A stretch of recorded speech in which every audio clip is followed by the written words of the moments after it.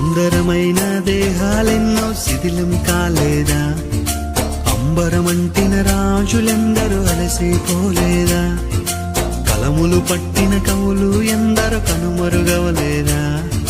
ధరణిలోన ధనికులెల్లరూ దహనం కాలేదా? ఏది శాశ్వతం కాదేది శాశ్వతం, తరచి చూడుము పరికించి చూడుము.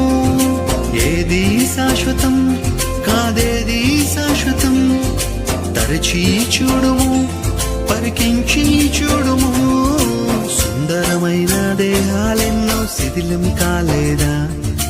అంబరమంటిన రాజులెందరూ అలసిపోలేదా?